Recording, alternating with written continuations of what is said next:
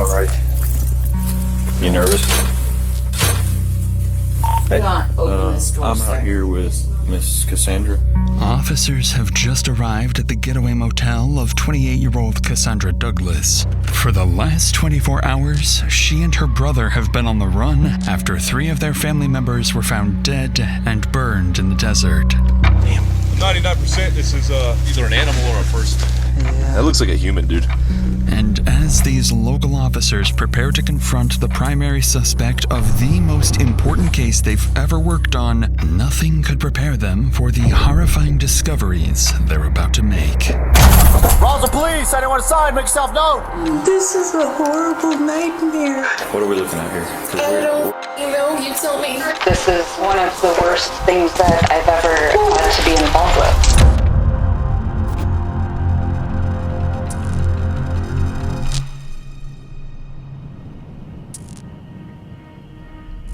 It's a routine Friday afternoon at the Otero County Sheriff's Office when dispatch begins receiving a series of unusual 911 calls from a young man. Communications. Hi, good morning. I'm hoping to file a police report, and I might need some assistance doing so. Okay, and what's your first and last name? Kane Mayes. Okay, and tell me what's going on. I've been living abroad for the past 6 years, and I found out that my father died last year shortly after Christmas. I have recently returned home. I'm living in New Mexico again, and I was hoping to return to the family property. Since his passing, tons and tons of family possessions and property have all gone missing and have either been sold off, lost, or stolen, and I'm looking to reassume possession of the property, but there are people squatting in the house. Do you know who these people are? I do. I could give you first and last names, but not anything much else. Kane goes on to clarify that the squatters inside his deceased father's property are actually family members, mainly his Uncle Victor, who allegedly took over the property and is living there with Kane's grandmother and his stepbrother. He also seemingly claims that his Uncle Victor has sold off valuable assets, including firearms and expensive jewelry belonging to his father. The dispatcher logs the information Kane provides and passes it along for legal follow-up. However, not long after this first contact, on a Monday morning in January 2025, Kane calls again. But this time, it's for something strangely different. Dispatch. Hi there. I was calling because I'm wondering, what would it take for me to request a wellness check on somebody? A welfare check on... My grandmother, Mary Mauser. Okay. The sergeant is aware. They are on an emergency call right now. As soon as they're done, we'll head up there to do a welfare check. Okay, excellent. Thank you, miss. You're welcome. A couple of hours after Kane requests a welfare check for his grandmother Mary, he calls police again for the third time to share new updates. To La Rosa Communications, you're on a recorded line. How can I help you? Hi, my name is Kane. I called earlier regarding wellness. So, Sergeant Nordquist is going to give you a call back. They have not responded there yet because they've been tied up with a warrant service where the person doesn't want to come out. No, that's okay. We stopped by on our way down and everything is locked up tight. That's why I was returning your call, because you said if we can, that I should call you back. All right. And if they're tied up with an emergency, yes, sir, we got to worry about the officers and make sure that they're still... Thank you so much for understanding. I will let the sergeant know then. Following this latest call from Kane, the welfare check is officially canceled, and officers are no longer dispatched to the property. At this point, the dispatcher has no reason to suspect anything other than some kind of family dispute, and the situation appears to have resolved itself for now. In reality, something far more calculated is already in motion, and the family involved will soon be implicated in a scheme that will lead detectives down one of the most twisted murder plots they've ever handled. That same Monday, a few hours after Kane's 911 calls, a man arrives at the police station in the afternoon with an oddly timed request.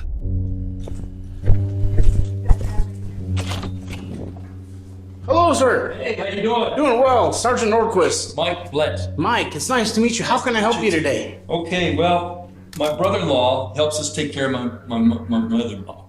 Okay. And he normally is very conscientious about showing up when he says he's going to show up and everything. Yeah. And we had this, we scheduled him. We've been taking care of my mother-in-law for 7 years. Okay. And she's 92 years old. So anyway, we normally communicate quite a bit during the week and stuff, So, are you wanting to check on him or your mother-in-law? No, on him. He lives on No-Gal. Yes. And somebody had called earlier. We were out busy, but someone had called in for a welfare check, but they canceled us prior to us getting up there because they said whoever it was, and I can go look and find the name, that said that house was locked up tight and that nobody was up there.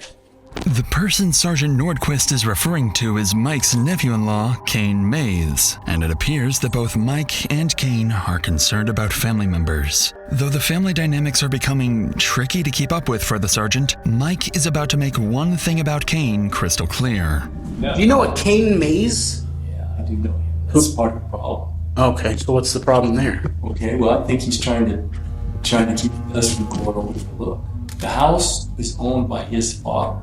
Yeah, well, the owner of the house, okay, was Frank Perea, and he's deceased. Frank is deceased. Yeah. Victor, his brother, was living with him along with Kane's grandmother and his stepbrother, Killian. As Mike continues explaining the complex family dynamics to the sergeant, one thing becomes clear. 3 people are missing, all close relatives of Mike and Kane. But before Mike leaves, there's something serious he needs to warn the sergeant about. I'm going to get one of my deputies and we're going to go out to the address and see what we can see. See if we can find something. Okay, let me give you some heads up. His dad had a lot of guns, Frank, before he died, and he taught Kane how to shoot. And when Kane came the other day, I didn't finish my story. Huh? When I pulled up there, okay, and I hollered out the window for Vic because the gate was closed, right? Yeah. Okay. And then a person comes to where I can see about this much of him, right? Up there. And I go, hey, Vic. And he goes, no, it's me, Kane. When he walks down to me, he's packed in. He's armed. And I says, well, have you seen Victor? He says, no, nobody's up here. Okay. So I think if I were you, I would go up there with the 2 guys. Because I think he knows how to shoot. And I don't know if there were any rifles and stuff like that where he could be, But anyway, so I had his phone number. But then after I had his phone number, he had my phone number, he started texting me. Your grandmother's missing, your uncle's missing, your stepbrother's missing, right? And this is what he's talking to me about. He's a pathological liar, man. I think he's up to no good, I really do. You guys gotta be really careful. He said he just got off the line with Sergeant Nordquist, or North. He never called us. Because we never contacted him. It's becoming clear to the sergeant that something is off. Sensing this won't be a routine welfare check, Sergeant Nordquist takes note of Mike's concerns and prepares to head out to the house. What makes this case so unique isn't just the crime scene officers will soon walk into, but the way police have to piece it together, using advanced forensics and strategic elicitation to cut through the lies. And as the investigation unfolds, this will prove to be one of the most resource-intensive cases for everyone involved, with constant pressure, long hours, and difficult decisions at every step. Many of us deal with our own pressures and emotional struggles, and sometimes all it takes is talking to someone to begin working through them. There was a time when I got into a pretty bad argument with a close friend a while back, and it just stuck with me. I kept replaying it, what I said, what they said, whether I was in the wrong, and I didn't really have anyone I could talk to about it without it turning into a whole thing or someone picking sides. I just kept telling myself I'd get over it eventually, but eventually never really came. And at some point, I realized that having someone to talk to who's completely outside of your life, who can just give you a fresh perspective with no bias, makes a huge difference. That's why I've partnered with today's sponsor, BetterHelp. Starting therapy can feel like a huge step, but BetterHelp actually makes it really simple. You take a short quiz, get matched with a licensed therapist, and if it's not the right fit, we can switch anytime at no extra cost, which I think is huge because finding the right therapist makes all the difference. And I'm not the only one who thinks so. Over 6 million people have used BetterHelp, earning it a 4.8 out of 5 rating on the App Store. Click the link in the description or go to BetterHelp.com/DrInsanity to get 10% off your first month. With that said, let's get back to the investigation. Approximately an hour after talking to Mike, Sergeant Nordquist and a group of officers head to the property to conduct a welfare check. Based on Mike's previous concerns, officers approach the house cautiously in case they encounter Kane. I got an open door. Sheriff's office! Sheriff's office, if you're in here, make yourself known!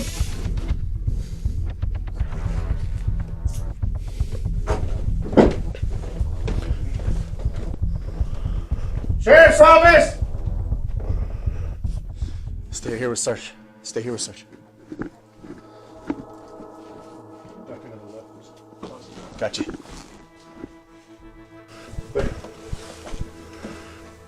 Eesh. Yeah, I was gonna say everything's stacked and piled. Went out. You good?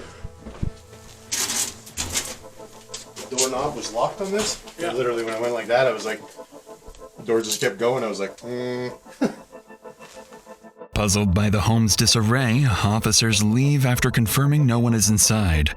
With boxes stacked throughout the home and both of Victor's cars, the blue and green Subarus missing, officers assume the family may have moved out. In reality, the clutter wasn't accidental. It was intentionally staged to conceal evidence of foul play, and it has done exactly that.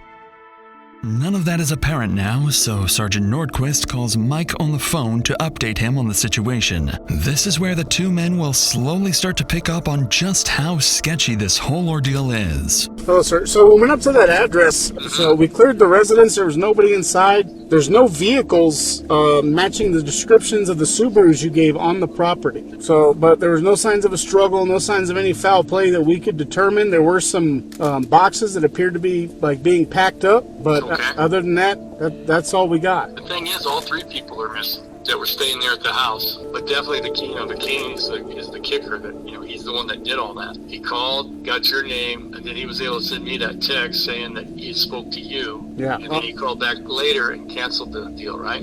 Yes, sir. And on the face of it, it looks super sketchy, but there was no indication that we could see of any foul play or a struggle or anything. Struggle, yes, sir. As the sergeant tries to reassure Mike, even he begins to wonder if the scene is hiding more than it appears.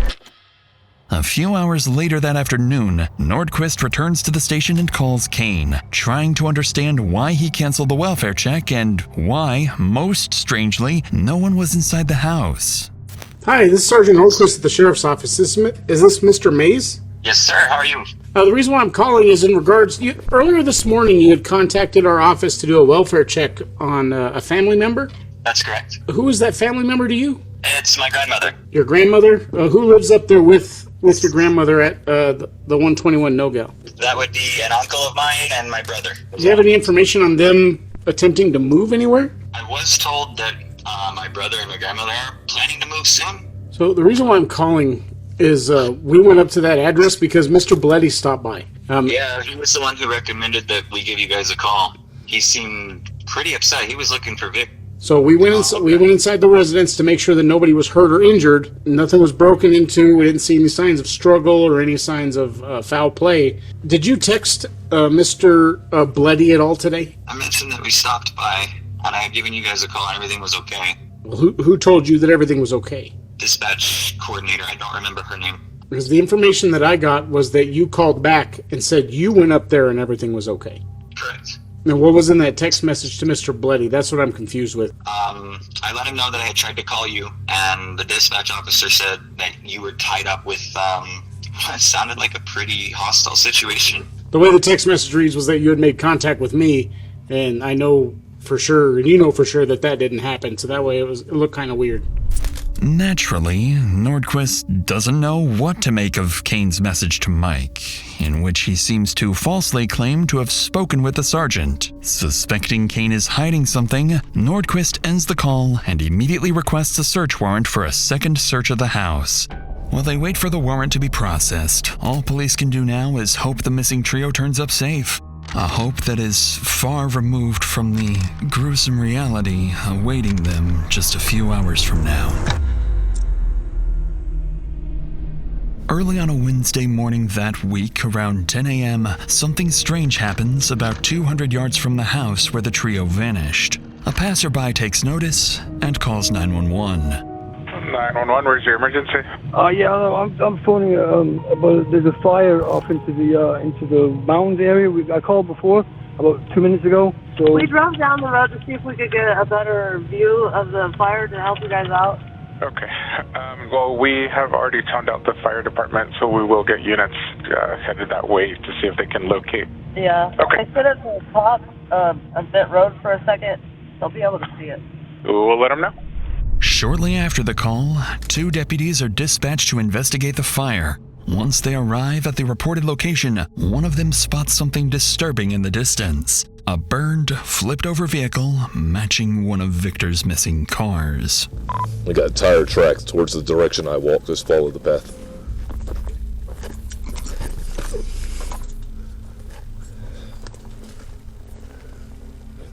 I got the vehicle. It's smoking. I got a couple sets of shoe impressions, tire tracks, all that.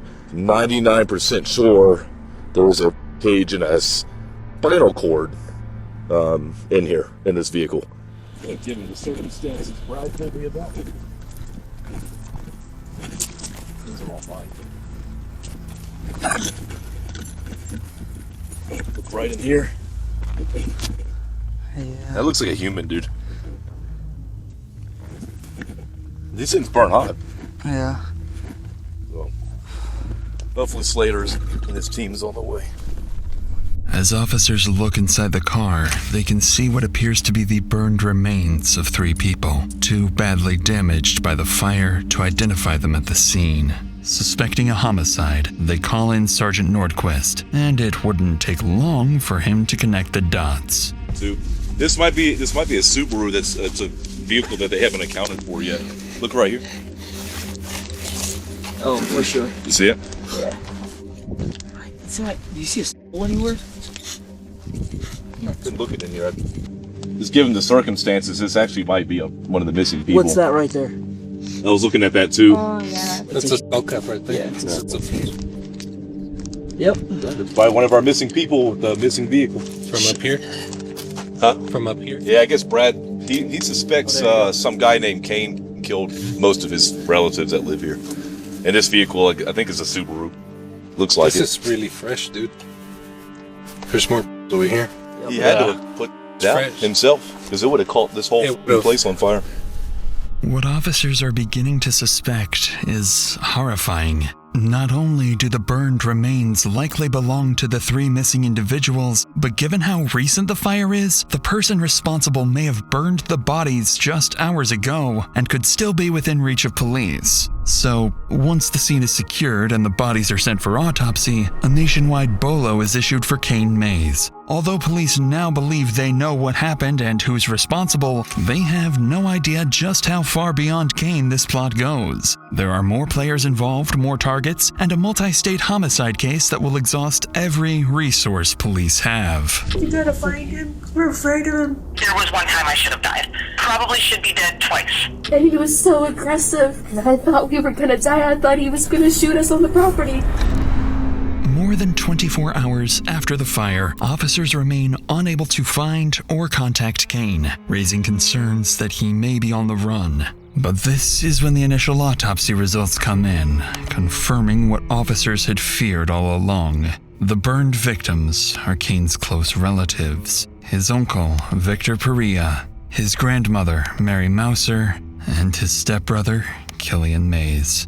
Beyond confirming their identities, the autopsy offers little actionable insight. At least one victim had a confirmed gunshot wound to the head, but the other remains were too severely burned to identify all injuries. Investigators surmise that the victims were likely incapacitated well before the fire was set.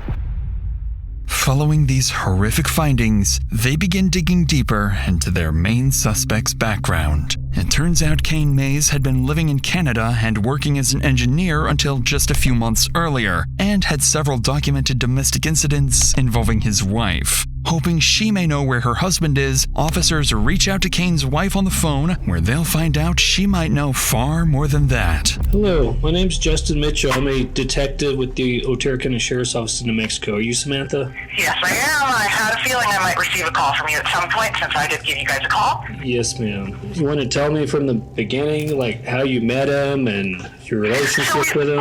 I've actually been speaking to the Ontario Provincial Police because I thought he was messing with me, like I had mentioned. So I'm also filing a case against him right now, but because it's Canadian and now he's in America, who knows if that's gonna... But he was physically violent with me, and I have evidence of it.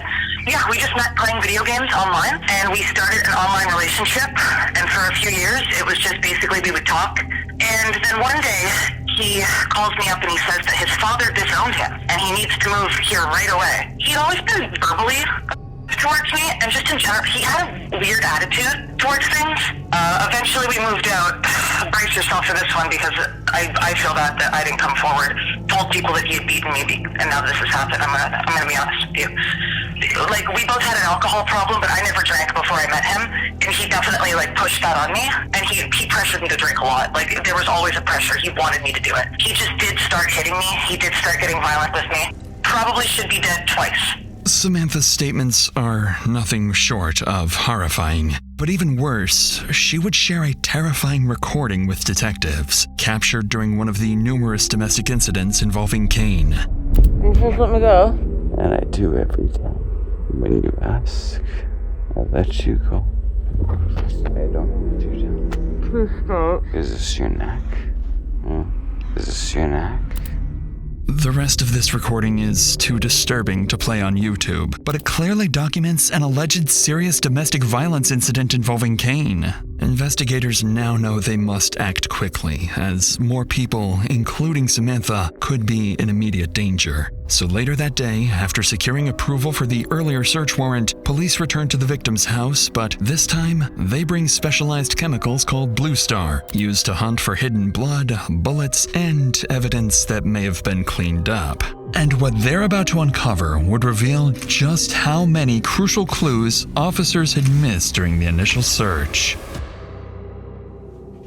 Inside the kitchen, detectives spot one of 3 spent .22 caliber shell casings, along with a live .22 round. Using Blue Star, they also detect high-velocity blood spatter throughout the home. As the search continues, investigators notice clear attempts to clean up the scene, and given the precision and speed with which the bodies were disposed of, they begin to suspect a grim possibility. This was not the work of a single perpetrator. But then, officers find something very strange. Condoms and pregnancy tests stored with cleaning supplies near the well house and septic area. Following these disturbing findings, police would continue searching the property and contacting Kane's relatives, worried he may already be far away, possibly even on his way back to Canada.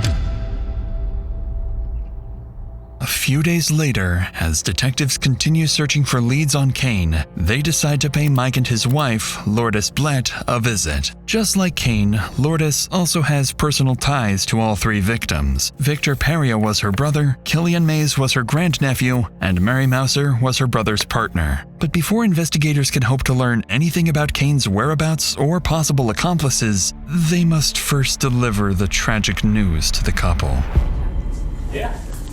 Got a nice name, too. Hi, Lourdes, how are you? Detective, how are you? What's your first name? Bobby. Hi, this is Ashley. Ashley, Do you mind if I sit down? Well, I would like to give you guys a little bit of information. As I told you yesterday, do want to let you know that there was a vehicle fire that was in close proximity to the house. There were 3 subjects that were not able to be identified that were inside of that vehicle. I cannot tell you who those subjects are. On the property? In the Subaru? Or that? I can't tell you what vehicle it was for sure right now. Again, so you already know there are 3 people? I can't but you tell know you there's who 3 they people? Are. Yes. I'm really sorry that I even have to share this information with you. This is a horrible nightmare. I mean, it's horrendous. I agree with you It's 100%. murder. This is no. one of the worst things that I've ever had to be involved with.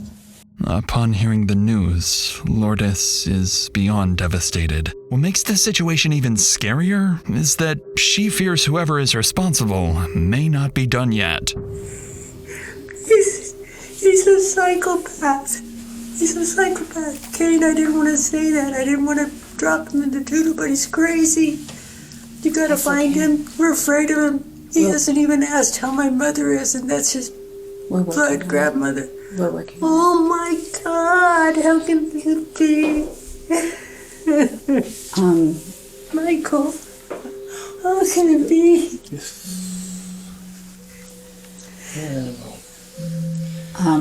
We hoped for better, but No, it's not even imagination. We are working on so many different leads right now and trying to connect every just catch him. bit. So everybody will be safe because he's crazy. In my worst imagination, I thought I didn't know how to tell you guys this, but I was going to say, can you look for the infrared and see if there's any graves on the property? That's what I was going to tell y'all. You know how the they can grave tell ended up being a car. That's what's something had been burned.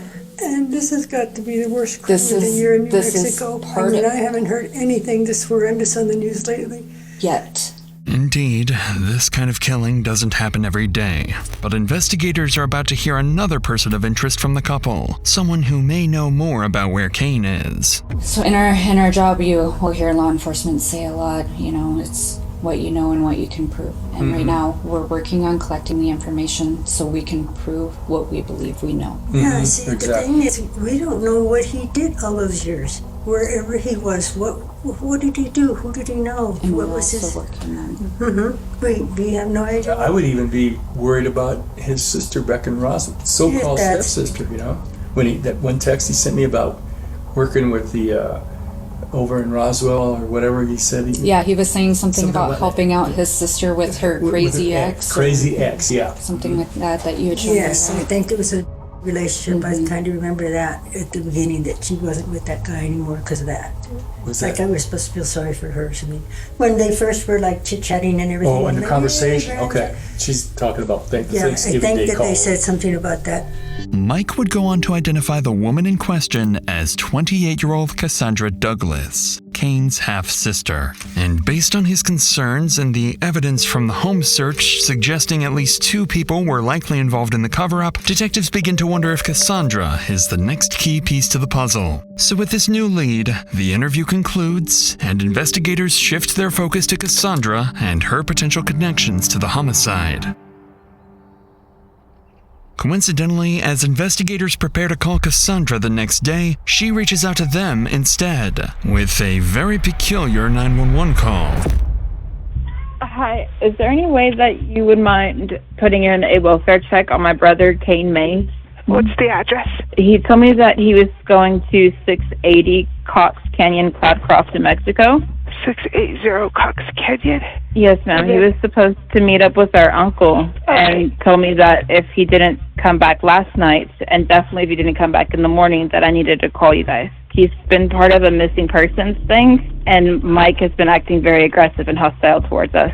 Not only is Cassandra claiming her brother Kane is also missing, but she's suggesting that her uncle Mike might have something to do with it. Once investigators catch wind of this 911 call, they immediately sense something is off. The timing is highly suspicious, almost as if it's part of a plan to deflect suspicion away from Kane. So later that day, officers are sent to her address with one goal in mind: assess the situation and determine whether her claims hold any weight or if it's just an attempt to mislead the investigation.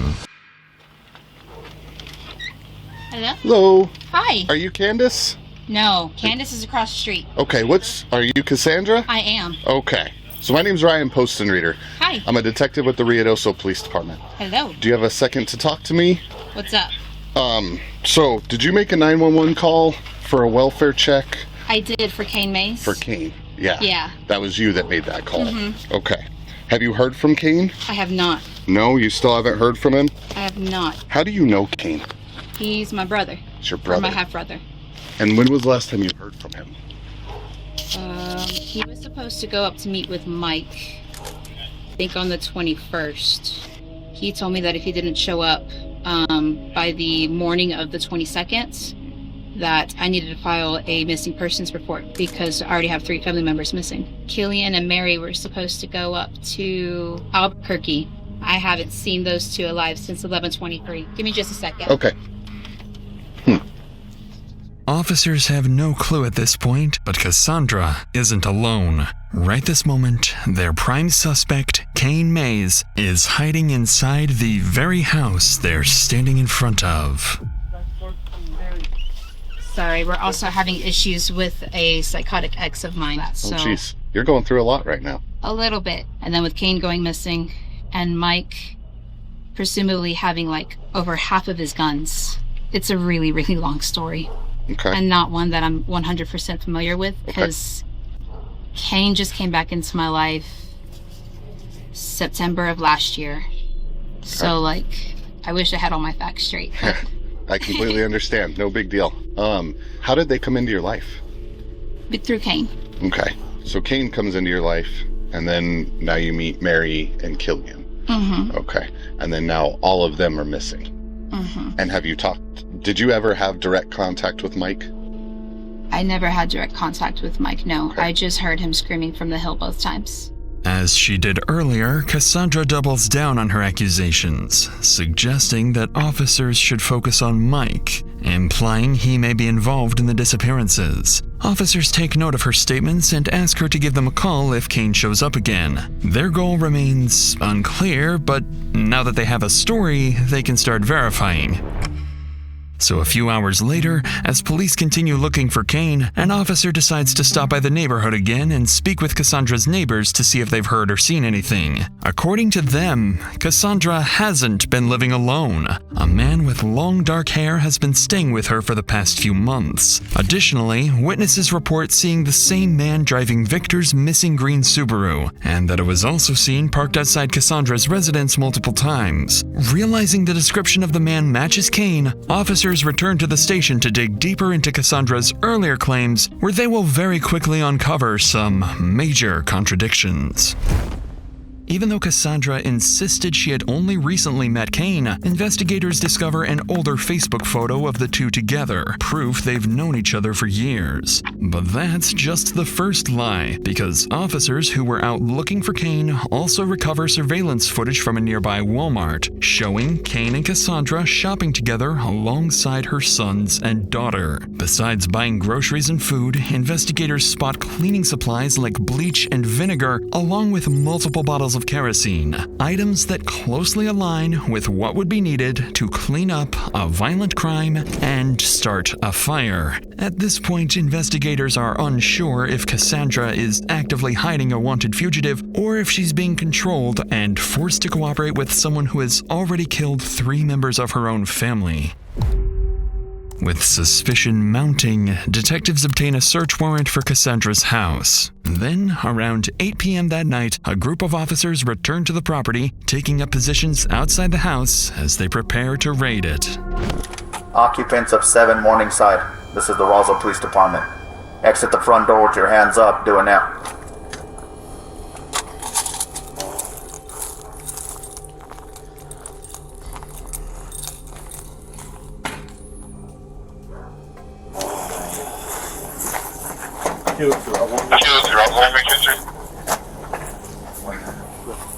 You got a shield? Yep. Roswell Police, search warrant! Guess we're just gonna have to boot this thing.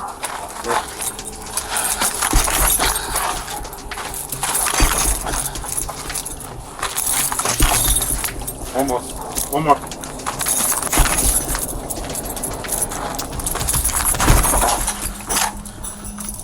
Roswell Police, anyone inside, make yourself known! Alright, we're gonna pull in. I'm gonna take left. Ready?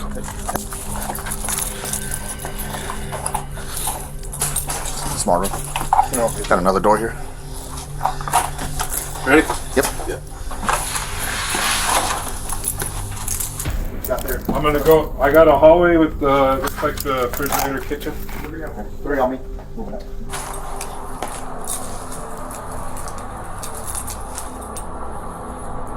And Cassandra Jolly's the one that lives here, huh? Yeah. Look, they got some La Muerte stuff right here. Santa Muerte. There's a, see that?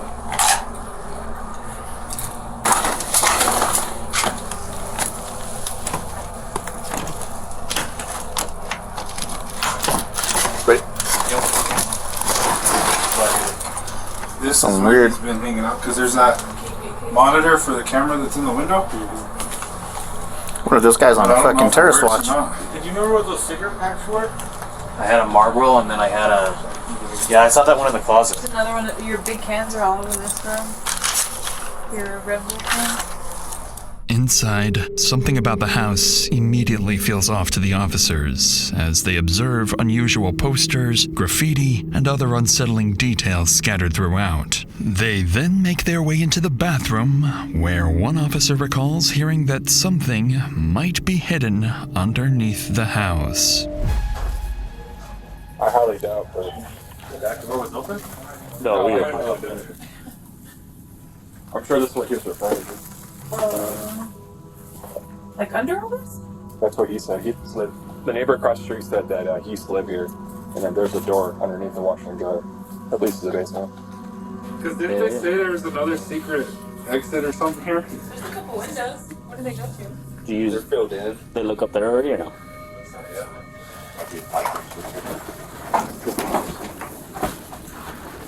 Ready?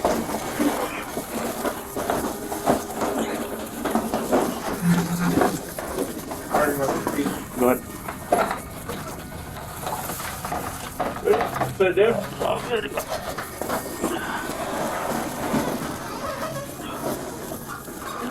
Yeah. I'll hold it.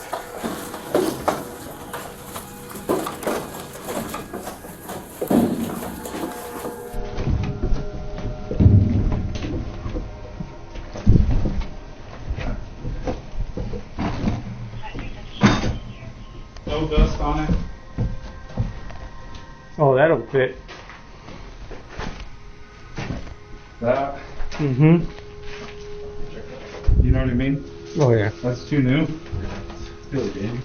Mm-hmm. All right. Got a water leak though.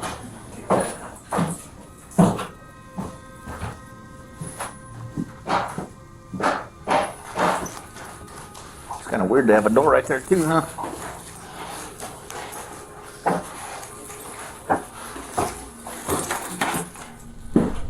At the center of the basement sits a plastic storage tote, toolbox, duffel bags, and other various items. Officers notice there's no dust on the items, and whoever left them behind was in a hurry, possibly trying to leave unnoticed. Beyond the basement, police would go on to find something highly suspicious: documents belonging to one of the victims, alongside paperwork linked to Kane's father and live .22 caliber ammunition. Following these discoveries, investigators secure the scene and begin working to obtain a real-time location warrant for Cassandra's phone. With their suspicions growing that Cassandra fled with Kane, officers know they need to locate them quickly before they vanish, potentially escaping to Canada.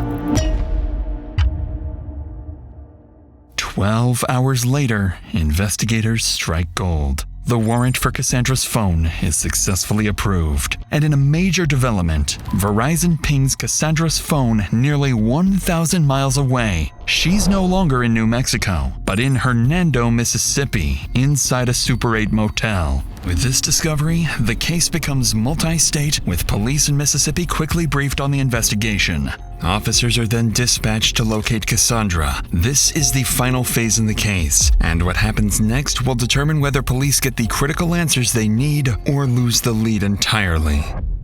As officers make their way to the Super 8 motel, their primary objectives are to extract information about Kane's whereabouts, test Cassandra's statements, and determine how deeply she may have been involved in the homicide of her own relatives. When officers finally arrive at the motel, something immediately feels off. Miss who? Miss John. Or actually, technically I'm Douglas, because I still have my ex's last name. So, what's going on? What are we looking at here? 'Cause I don't know. You tell me. All I know is that My brother went missing on the 21st. We were trying to investigate his property. We thought Mary and Killian had left, and then Mike came down and started being aggressive and hateful and shooting rounds. And we've already tried to file this with the Roswell Police Department down in New Mexico. Would you consent to a search of your vehicle? You can search the car and you can search the room. I don't care. Okay. Interestingly, Cassandra now seems on the verge of an emotional breakdown for reasons the officers are yet to understand. After all, only 24 hours have passed, and seemingly no new information has been relayed to her. Neither news of the murder, nor that Kane is the main suspect, nor that her house was just searched. So to get to the bottom of her emotional reaction, Mississippi officers on scene coordinate a call with Special Agent Kyle Graham in New Mexico, who's been tracking the growing list of contradictions in Cassandra's statements. Using those inconsistencies, the detective is about to carefully test Cassandra's story and see how far she cracks. Do you mind grabbing those, taking your waffles upstairs? I'm not upstairs, I'm downstairs. Downstairs? Yeah. No, yeah. 104. You spoke with detectives 2 days ago at your house in Roswell, correct? Yeah, the day the Walter showed up and I had to leave, so I brought them over here to Mississippi. Why is that anything wrong? No, there's nothing wrong with that. What we're trying to do is we're trying to figure out what's going on with Kane and what's going on with his family. I don't know. I haven't even, I just met Killian and my grandmother for the first time in my entire life in November. So were they there whenever you guys were there? No, Where were they at? I don't know. The house was empty and there were boxes in the middle of the living room. That was his dad's property. He was supposed to go to him afterwards, but he wasn't here. He had to go up to Canada. And so who was driving in the dead house? Like, who could drive a car? They all could. I know that they had that little blue car. And who was driving the green car? That I don't know. As far as I know, that car is not drivable. Well, we have video of Kane driving the green Subaru. Huh. And we have information from the neighbors that the green Subaru was at your house at one point in time. This is what I want, okay? I just want honesty. Okay, I know you know a little bit more than what you're telling me. I don't know if you're trying to protect Kane or if you're scared. I'm scared it's because I don't know what's going on. Okay, well, we've been working this case for 3 days straight.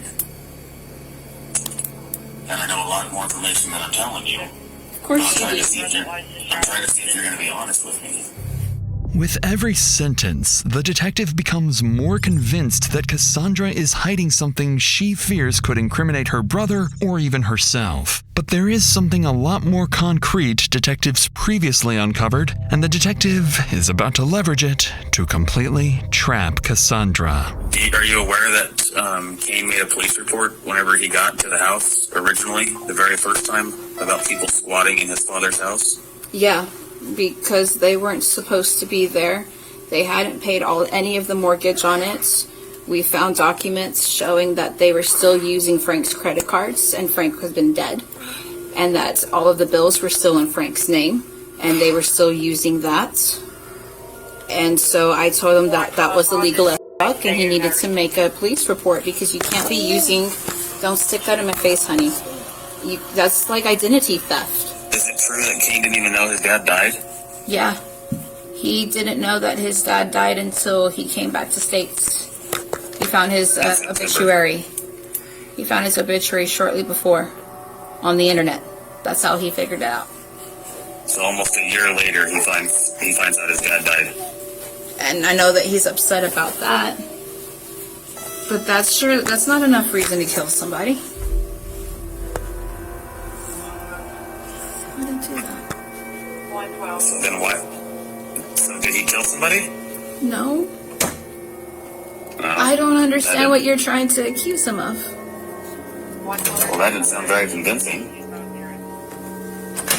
I don't know what he's trying to accuse him of. He's asking a question. That doesn't sound convincing either. Sure enough, that doesn't sound too convincing to the detective, because Cassandra has seemingly slipped up. At this point, no one had told her that the missing family members were dead or that Kane was suspected of killing them. Realizing her mistake, Cassandra quickly starts backpedaling to regain control of the narrative. You got anything else, Cassandra, that you want to tell me? Do you really think Kane killed them? Or hurt them? I'm pretty concerned. I mean, I don't think 3 people just vanish off the face of the earth, especially when 2 of them are elderly. And then Kane just comes in from Canada and all hell breaks loose. That's kind of suspicious to me. God, I'm so stupid. I wouldn't even think to put 2 and 2 together like that. But Mike was so f***ing scary when he came down. And he was so aggressive. And I thought we were gonna die. I thought he was gonna shoot us on the property. Well, you didn't even see that he had a gun. Kane told me that he had one. And he was mad enough. Oh my God, he was so mad.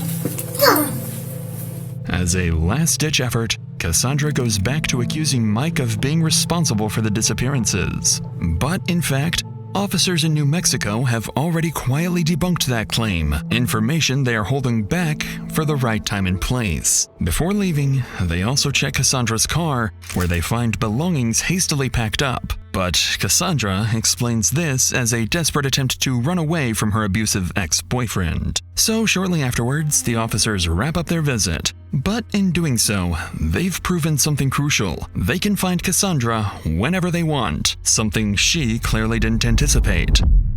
It seems as though the confrontation went nearly perfectly for the detectives, but Cassandra has a crucial secret that had went unnoticed at the motel. Kane had traveled to Mississippi alongside her, was staying nearby, and had successfully hidden from officers, marking yet another moment where she misleads police about his whereabouts. So less than an hour after police leave the motel, the two would begin plotting, coming up with a plan they think will get them out of this gruesome mass murder. At 2 p.m., Cassandra's vehicle is seen in front of the Hernando Police Department. Kane would step out and calmly walk into the station. 15 minutes later, Kane would be seated in the department's interview room 2, alongside Detective Stovall. The sudden appearance of Kane would leave detectives with little room to prepare, so Special Agent Silva, a New Mexico detective already working this case, would be placed on call to assist in the interview. It's important to note that this is an interview and not an interrogation, as Kane has agreed to speak voluntarily and has not been detained. In reality, this interview can only work against him, but in his mind, this is both his and Cassandra's final chance at freedom. Agent Silva would begin the interview by making this crystal clear. And before we get any further, I do want to let you know that you are not under Miranda rights. You are not anything like that. You are free to leave at any point. You don't have to answer any of my questions, anything like that. You can say, hey, I don't want to answer that question. If you don't want to, we can go over another question and we can skip to the next one. But I do want to let you know that you are free to leave, okay? Thank you, sir. All right. After realizing he's free to walk out at any time, Kane shifts tactics. He begins probing the detective for information, trying to figure out how much investigators have bought into the false narrative he's been intentionally feeding them. Can I ask you something? It's, on one hand, kind of nice to talk to somebody from Otero. Also, maybe a little concerning. Did we have to speak directly because I'm considered a missing person? Well, that's what I wanted to talk to you about. Is there's so many like missing persons. There's a lot of phone calls to the sheriff's office. So, like, why would somebody be saying that you're missing? And then there's also some other missing reports going on. Like, there's a lot of firearms missing, right?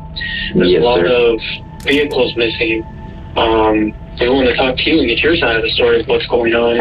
I was trying to come in and speak with somebody in person.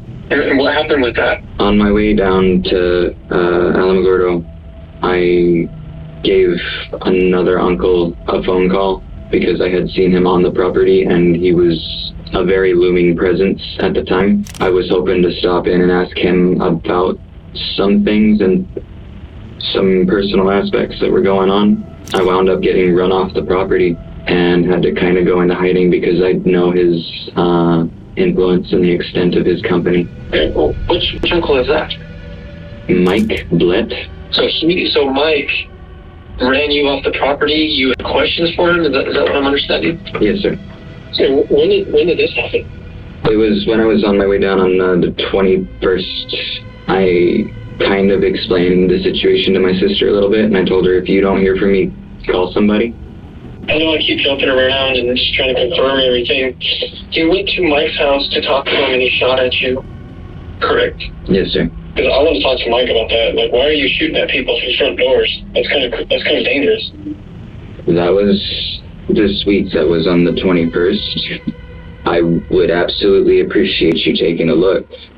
Kane makes his alibi clear.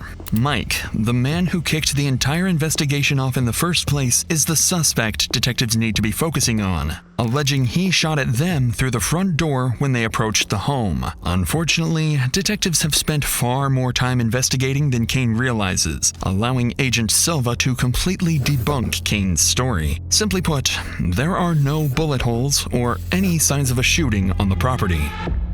Okay. So here's the thing, Kane, is I'm gonna start going through some of your story here. Okay, that's not making sense to me. I'm not saying that you're lying. I'm just saying I don't think it's fully there yet, if that makes sense. It was kind of cut off in process.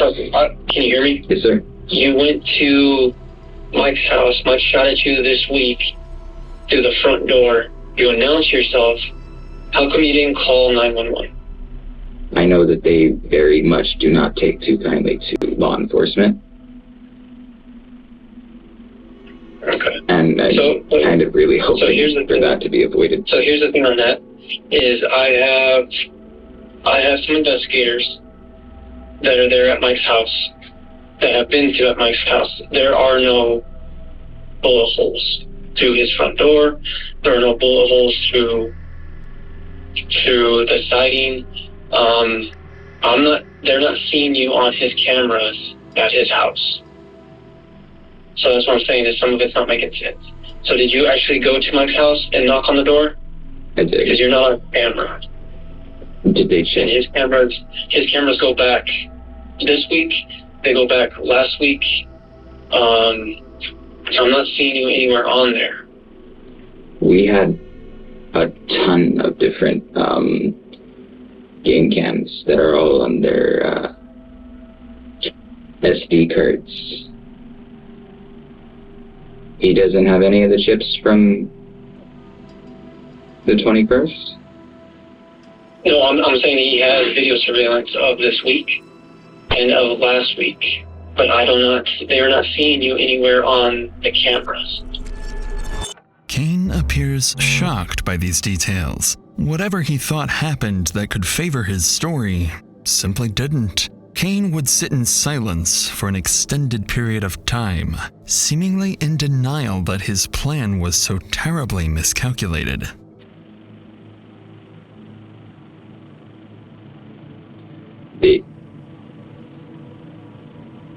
If they still have the footage, they should totally show me pulling up.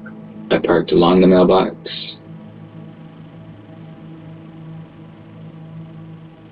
Kind of behind it a bit, not necessarily pulled up past it. Walked right up the drive up to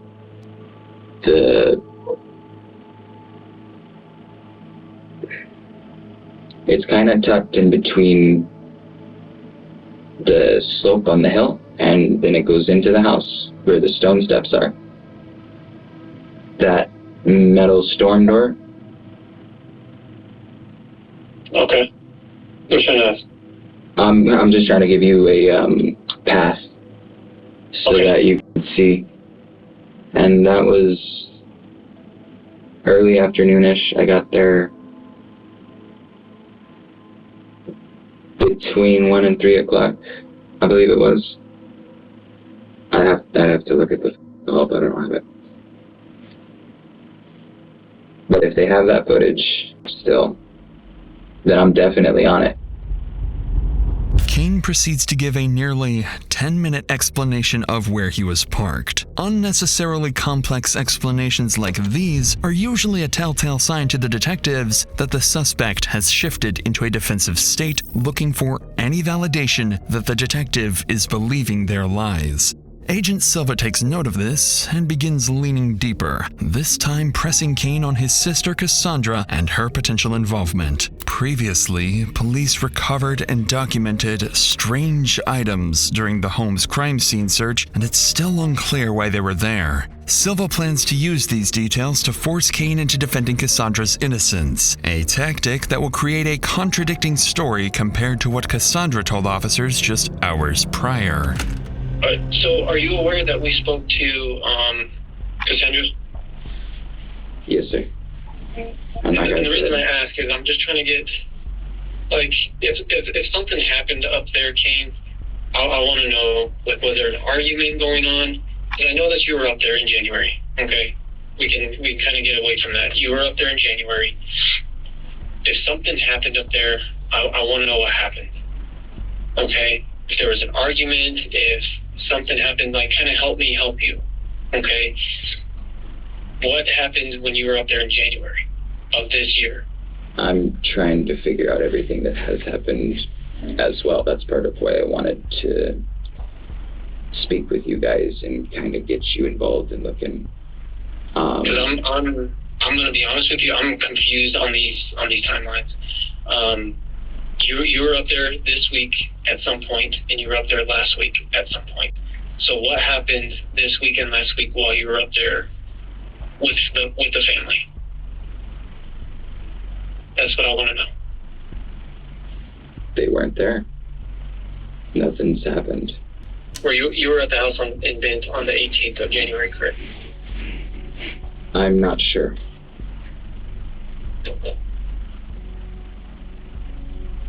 And the reason I ask is because Cassie has been in contact, and she showed us a screenshot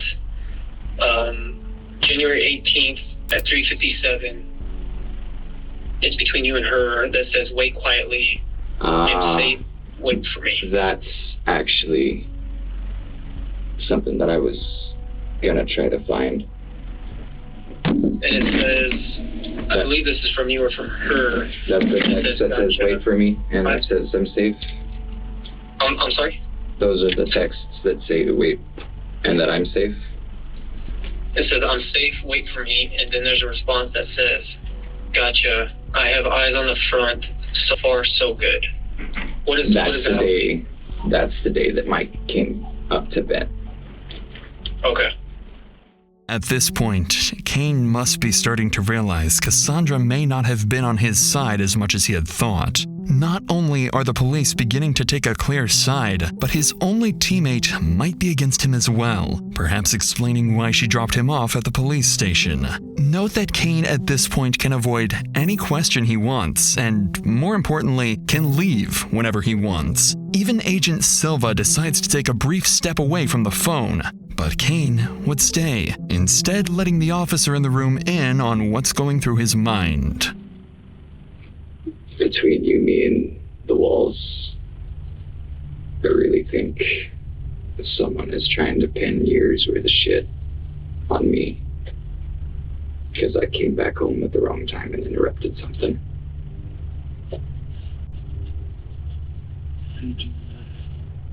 I'm just here because helping these guys. What you really got going on? What? So I ask him the questions, I'm just sitting here. Mr. Silva seems like a trustworthy detective.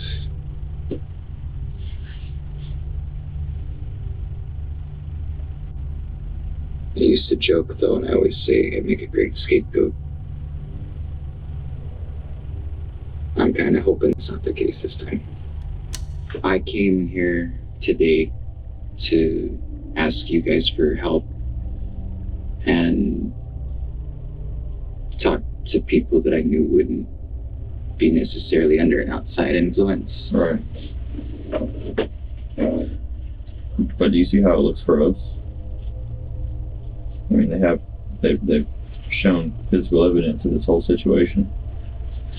And then you're one day you're here in Mississippi, no ties to Mississippi at all. Like, you have no family here. No, sir. You have nothing here. No, sir. My family died, man.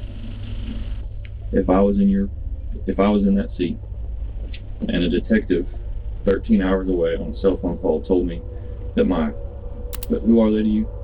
My brother, my grandmother, and my uncle. Your brother, your grandmother, your uncle. If somebody called me and said, not only was my brother killed, but also your grandmother and your uncle were killed. If somebody told me that over the phone, you know what I would be doing? I think I did. Do you know what I would be doing? I wouldn't be sitting there staring at a wall. I'd be bawling my eyes out. I'd be throwing the water bottle across the room. I'd probably rip this table out of the wall. Yeah, but then you guys just rush in here and... But I wouldn't give a shit. I wouldn't give a shit. Because of how much I'm close with my brother. I'm not close with my grandma. But it's still with the fact that somebody did that to my family. Do you understand where I'm coming from? Well, they asked what I think should happen to Mike or whomever did this, and in polite company I couldn't say, but back where I'm from, they'd be from a tree. Right. So that's more of the response that you would expect. But the issue I'm having is there's no emotion. You've expressed no sadness. We're not getting anything. Which leads me to believe you already knew this had occurred. I didn't know that. Look. Even the officers with no context of the case can't help but assume Kane was involved in the murders, leaving him to sit in silence as he realizes how poorly this voluntary interview has gone. Agent Silva would return and continue pressing Kane for answers, eventually revealing that he had, in fact, been inside the house multiple times the week of the 3 victims' disappearance, and admitted to helping Cassandra travel to Mississippi with her kids, something she lied about earlier in the motel. Even worse for Kane is that, as the hours-long interview progressed, officers behind the scenes were already taking action. They were instructed to locate his uncle's stolen green Subaru, which they suspected Kane used to drive to Mississippi alongside Cassandra's own vehicle. After looking through surveillance footage and searching around the city, officers hit the jackpot and tracked down the missing car. Inside, they found latex gloves, .22 caliber ammunition, an empty Ruger pistol box, and most importantly, Kane's passport, tying him directly to the stolen vehicle. Now investigators have exactly what they've been missing: probable cause. And with that, Kane is no longer free to leave, and he's about to find out just how massively his attempt to clear himself and Cassandra backfired. What's going on, bud? You mind there? All right. Yourself. You mind standing up for me real quick? Yes, sir. Turn around, facing this wall. Yes, sir. Put your hands on the wall for me. All right. So what's going on, man, is you're going to be going down to the Soda County Sheriff's Office, all right? You're going down to our jail, all right? Yes, sir. All right, walk this way.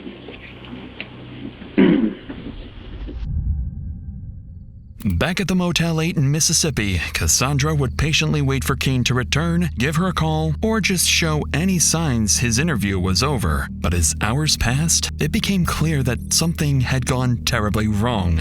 Growing worried, Cassandra packed her bags and fled alongside her children, making yet another 1,000-mile drive back to New Mexico. Detectives keep tracking her phone signal until it finally stops at her parents' house. By this point, investigators have more than enough to justify Cassandra's arrest. But one critical question still remains. Was she directly involved in the murders? And if so, to what extent? Because of that uncertainty, officers make a deliberate decision. Rather than moving in aggressively, only 4 investigators go to the house, keeping the encounter calm and cooperative. Their goal is to interview Cassandra on the property and, if possible, apply enough pressure to turn her against Kane. If they can do this, they'll be able to pin both Kane and Cassandra against each other, forcing them to incriminate themselves. This is Bryce Daly. He's with Lincoln County Sheriff's Office. He's a part of our team. Okay? No. So there's not 100 of us today. There's just 3 of us. Do you want me to start from the beginning from what I know? Or do you want to ask me all the questions first? No, I'm going to let you tell your story. And just so that you know, you're not under arrest. You're free to leave whenever you want to leave. We came to you because we talked on the phone earlier through the text. And what I told her is she needs to stop overthinking everything. You're trying to be a detective herself because she's seen all this stuff and she's trying to put pieces together and knows that he was lying to her about things. So just start at the beginning and tell it like you told us. So I wanted to apologize to you because whenever I spoke to you the last time, I wasn't thinking straight. Not only is Cassandra much more cooperative this time, but she quickly admits that she had been dishonest before and even apologizes. Her father's comment makes it seem like she's on the verge of throwing Kane under the bus, which is exactly what investigators are here for. So with the reassurance that she's not under arrest, Cassandra begins to share some much-needed details about how 3 of her relatives ended up mysteriously dead. So I know on Thursday, we were driving up there and we had just went through Ruidoso, and he said that he wanted to stop by Bent right quick. So he said, okay, drop me off here, wait here, and I will let you know if I need anything. I've probably left him alone for like 45 minutes-ish. Where does he go? He's inside the house. Okay. And he says that he couldn't find anything, don't know where anybody's at, and that it's okay for me to come inside. And I go inside, and like I kept telling you, it smelled fucking weird in there. Almost like something had like died within the walls, like an animal or something. I was already concerned by the fact that he felt like something had happened. So I'm trying to rationalize through that, and he's just saying, I'll do it, and we're doing things legally, it's okay. And then he has me help him. He drives the car off somewhere and has me help him push it off into like this little ditch thing. And at one point, whenever I tried to say, hey, you guys, like, you need to call somebody, he said that the majority of the cops up there are crooked. I worked in the ER down here. I can see how you can think that sometimes, for sure. No offense. So like, no offense to you guys either.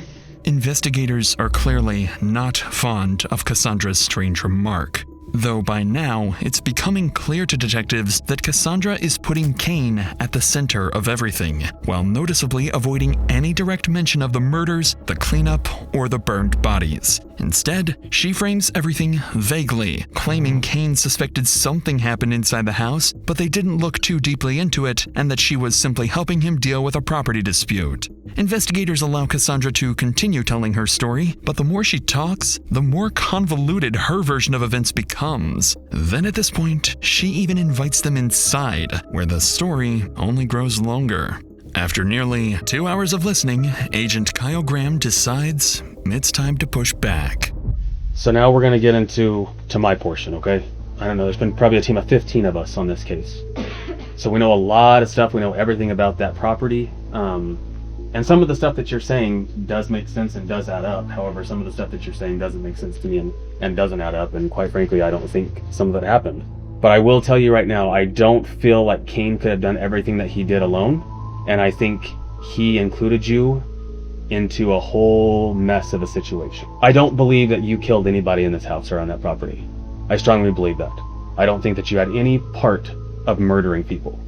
But I do strongly believe that he fucked himself and he needed help. And you're a helpful person. And he put you in a shitty spot and said, help me. I need help cleaning this property. I need help cleaning all this blood up. And I need help getting these fucking bodies out of this house. But now's your chance. I'm giving you the opportunity. Because I'm telling you right now, I have all that I need. The gig's up, the game's over. Okay? This is your opportunity and your chance to tell me, what did he make you do? What did he ask you to help him to do?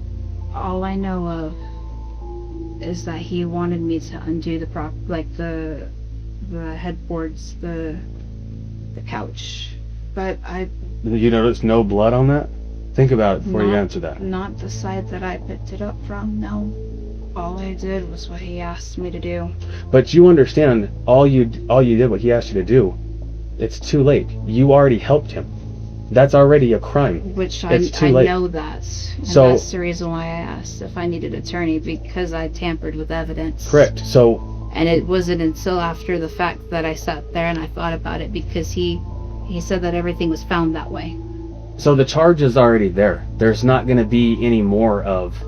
It's not going to get any worse, other than you just telling the truth of what happened. The charge is there. You already have a tampering with evidence charge on a first-degree murder. Okay, that's a second-degree felony. Needless to say, this is not what Cassandra is hoping to hear. In this moment, she realizes her days of freedom may be numbered if she continues twisting the facts to protect both herself and Kane. Cassandra knows something has to give, so after hearing what's awaiting her, she asks to step outside for a smoke, and this is where she finally gives detectives a small piece of the truth. Like I said, I went out there. I went out to the store. Mm-hmm. And I came back.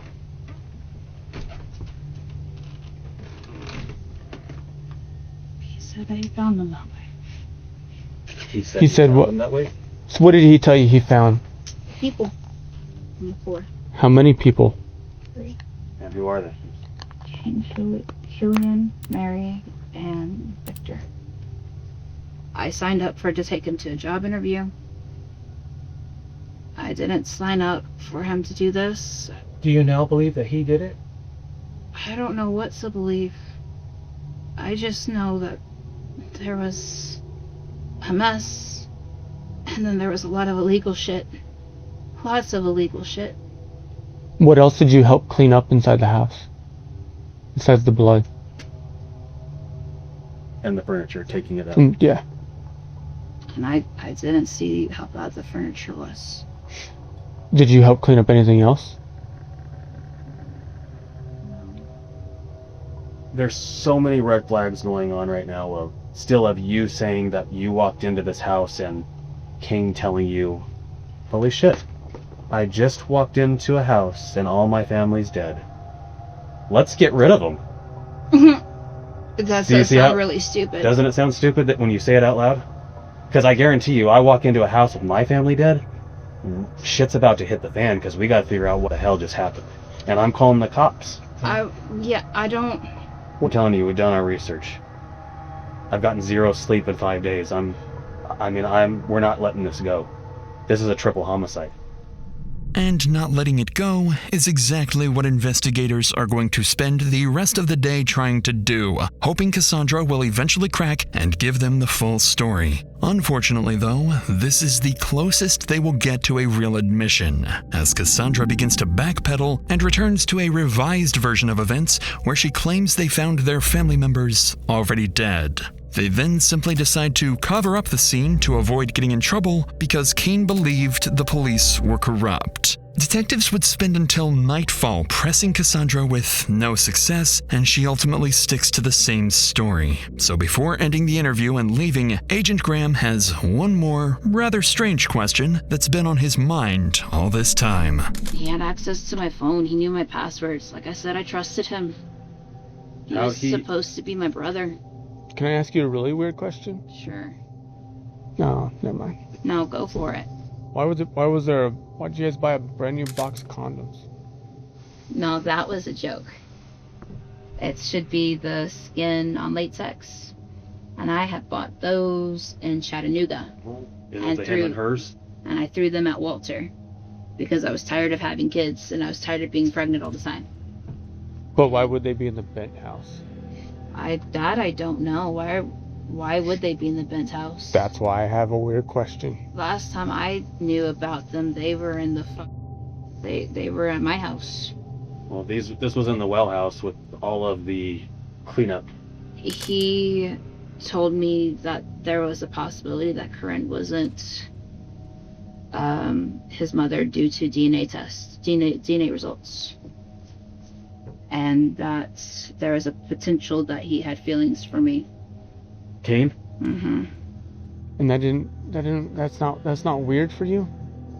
Like, to be around him with your kids when you guys are pretty much brother and sister? Like, it was weird, but he never acted on it.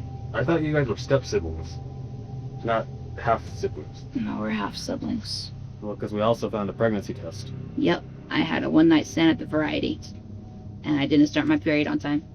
And I panic, and I overthink, and there should be 4 of them. The detective's tone makes it clear they aren't convinced, suspecting Kane and Cassandra are hiding important details about their relationship. By now, though, what investigators came here to do is partially successful. Even though there's still no direct admission tying their suspects to the killings, Cassandra has implicated both herself and Kane in the cover-up. Because of this, Cassandra is officially detained and brought back to the police station. What exactly was said during Cassandra's arrest remains unknown, but the pressure appears to have completely broken her. In the hours that followed, she went on to further incriminate Kane, seemingly doing everything she could to distance herself from what happened, no matter the cost to him. A betrayal that would later come as a complete shock to Kane. All I knew is that I had PTSD from the last time he saw cops, because there was my blood all over the floor and my head through the wall, and I was trying to protect him from that. If he was really as innocent as he said he was, then there was going to be nothing to hide, right? Which is why I dropped him off at the jail. I was pretty shocked that he showed up at the police department in Mississippi. Because I told him if he was as innocent as he told me that he was, if he really found them the way they were, then that's all he had to tell you guys, and you would figure out the rest. In the following days, Kane is brought into an interrogation room, this time in an orange jumpsuit, for what would be his final interview. Agent Graham is assigned to conduct the interview, the same investigator who previously spoke with Cassandra and secured her confession. By this stage, Graham knows the case inside and out, and he approaches the interview with a deliberate strategy, intent on extracting as much information as possible. And in this case, that's exactly what's needed, because now, more than ever, detectives need a confession. Right as the interrogation begins, Kane makes a desperate attempt to ensure Cassandra is keeping her story together. He seems to be completely unaware that Cassandra isn't protecting him anymore. Do you happen to have a pen handy? I do. Do you have her number?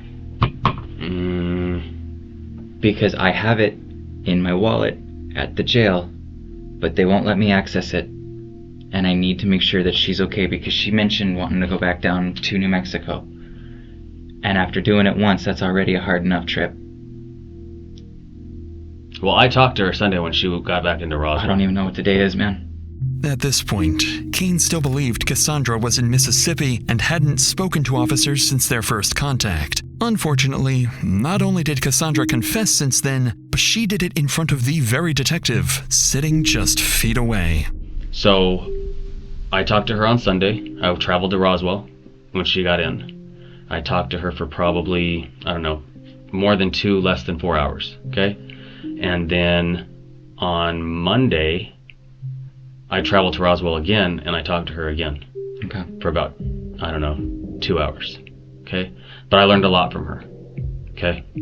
And I'm hoping that I'm going to learn more from you. I don't want to call anybody a liar, but I think there's some inconsistencies with your statements. Because I want you to know that there's going to be a lot of questions that I ask you that I already know the answer to, but this is going to be a test for you to see if you're being truthful with me, okay?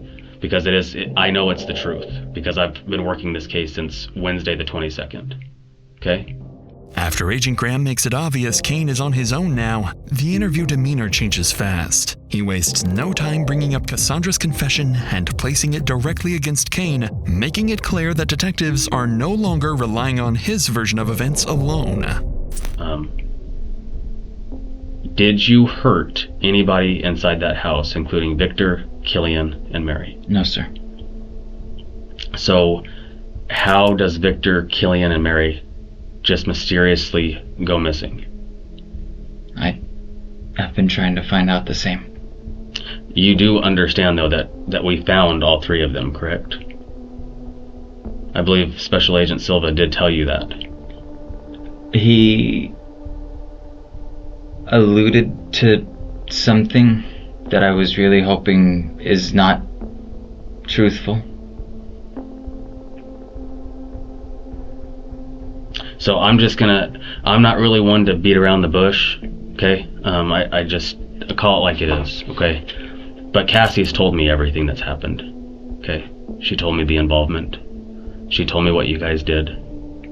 That you walked into the house, you found all 3 of them dead.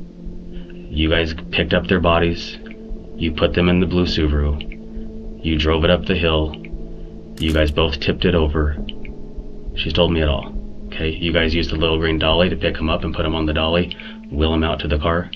You tied a rope around Killian's waist, hooked the rope up to your dad's hitch, and drove the car to pull him into the back seat. So the gig's up, Kane, okay? I told you I don't beat around the bush. We've done it. I've worked over 100 hours in 1 week, okay? This is serious. So now, this is your opportunity and your chance to tell me your side of the story. Cassie's told me hers. Okay. Okay? Okay. As Kane sits in silence, the realization sets in. He's on his own now, and whatever story he had planned coming into this interrogation has now been flipped entirely on its head. But Agent Graham presents the story strategically. By laying it out exactly as Cassandra described it, he gives Kane an opening to admit only to helping conceal the murders, while shifting responsibility for the actual killings onto someone else. If he can get this confession first, it'll be significantly easier to get Kane to confess to the killings later on. Do you want to start back at the beginning? And I know the date that all this happened also. I can tell you what happened. I can't tell you why. I don't know. I was trying to find out. I fucked up your crime scene, and I'm sorry for that. Is everything that I just said, what Cassie told me, is that accurate? To a degree. And what isn't? When we went to the house that day. And it's just you and Cassie? Yeah. Not the kids? No. There's a witness too. And who is that? The mailman. He can attest to this. Like the postal man that drives and delivers the mail in the mailboxes? Yeah. Okay. Yeah. We had gotten there just before him. He went up. I told her to hang tight for a minute because that meant that everybody would be awake. And that was kind of looking hopeful. Killian was up and moving about. And I knocked on the door. I told him, hey, you just missed the postman. And he was real fidgety. He was scratching his head a lot. He was irritated. And I told him, hey, I got some good news. Everything's moving along with the mortgage company. We're looking to move in, and we ought to be all set by like the end of the month. Everything should be good. They got my process, or my status is pending.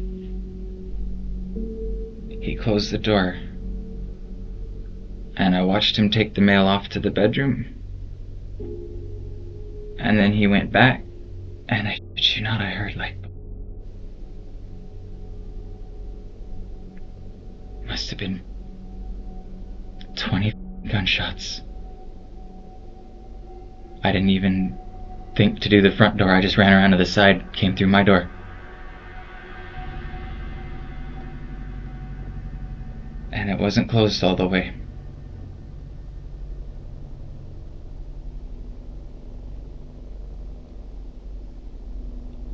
I ran through the bedroom. My Uncle Vic was laying in his doorway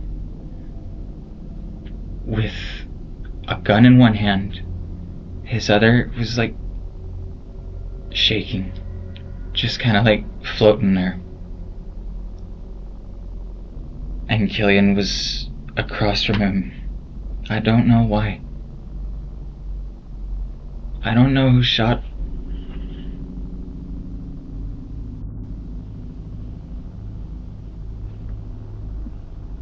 I don't know. So where... I'm sorry, Kane, but I don't mean to be an ass, okay? But I know when you were going down this road that that's where you were headed, okay? That one of them did all this. The evidence... They both had guns. Kane and Victor both had guns. Killian, sorry. They both had f***ing guns, and they told me there weren't any left in the house. Where are they? You and Cassie were the only ones in there. So what'd you guys do with the guns? Do you see that I've been doing this for a long time, okay? I'm not dumb. This isn't my first homicide, okay? Kane falls directly into Agent Graham's trap, confessing to concealing the bodies and giving a terribly thought-out lie about who committed the murders. But Graham doesn't stop there and begins pressing further, letting Kane know that nothing he can say at this point will dig him out of his grave. I'm not gonna lie to you though, Kane. Like, this was a pretty tough one for us. This took a lot of time. This is the most that we've ever spent on a case, by the way. This is the farthest we've been to investigate one too. And I mean, the whole wrapping the rope around Killian's waist and pulling him in with the other car, I mean, that was pretty creative. And I'm being serious. I'm not being a smartass. I don't know how I would have got him in the car either. I don't know how I would have got him on the wagon. That's 200 pounds dead weight, 280 pounds dead weight. That's a lot. I mean, you're not much bigger than me. I mean, think about how crazy that sounds, though. Like, you were cremating them.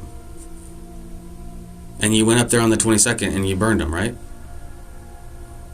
After you and her put chain link over the top of the car with the little camouflage tarp thing and all the sticks and brush covering it. I did try to offer them a cremation. I mean, that was nice of you. But I didn't hurt them. Because the rest of the family didn't get to say their goodbyes.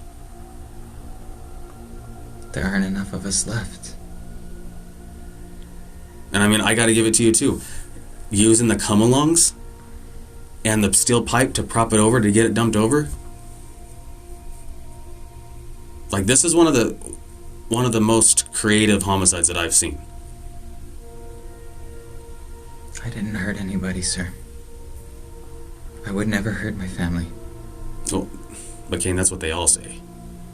I don't buy that you didn't do it. I'm sorry. I can't. I think Cassie's full of shit on a lot of things, but I don't think she's full of shit on that. And I'm not so sure that she wasn't involved in it, to be honest with you. She wasn't even there, sir. Okay, well, I'm telling you right now, Cassie's in jail. That's why you can't get a hold of her. Then I need an attorney. Okay. Didn't hurt them, sir.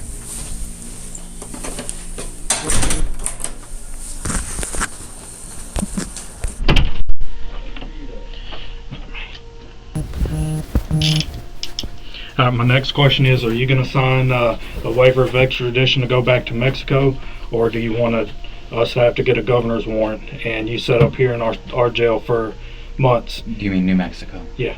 Okay. What do you think, Detective? I can't tell you, but I can serve you with this target notice, okay? These are the charges that are being filed against you. This is what we're going for grand jury, okay? I can't accept that. Well, it's not an option. These are the charges. That's what's coming against me. Yes, sir. These are your charges. Clearly, Kane doesn't seem to understand the law, and he'll be fighting the charges regardless of whether he accepts them or not. On paper, Kane is charged with an array of crimes, including arson, aggravated burglary, and 3 counts of first-degree murder. Additionally, Cassandra would be officially charged following the interrogation, also getting 3 counts of first-degree murder, conspiracy to commit murder, and tampering with evidence. In the weeks that follow, detectives and prosecutors begin assembling the full picture. The blood patterns inside the house, the cleanup supplies, the burned Subaru, the shell casings, the clothing, the phone records, and Cassandra's own statements describing the disposal of the bodies. And after countless sleepless nights, investigators believe they have finally pieced together what happened. Victor, Mary, and Killian were killed near the south bedroom and kitchen before being moved through the house. Their bodies were then loaded into Victor's blue Subaru, which Kane allegedly drove into the canyon, pushed over a ditch, and set on fire. Kane's shifting stories and control of the green Subaru point investigators towards him as the primary actor, while Cassandra's admissions place her squarely in the cleanup and cover-up. Detectives see Kane returning from Canada as the start of a growing grievance over what he believes is rightfully his: 22 acres of family land. They allege that a dispute over the property motivated Kane, and that he drew Cassandra into a plan to cover up the deaths and claim control of the land. For now, both remain presumed innocent unless and until they are proven guilty in court. If convicted, they could each face multiple life sentences under New Mexico law, with decades behind bars before any possibility of parole. As for Mike, Lourdes, and the other relatives, they can rest safely for now, praying that those responsible never see the light of day again.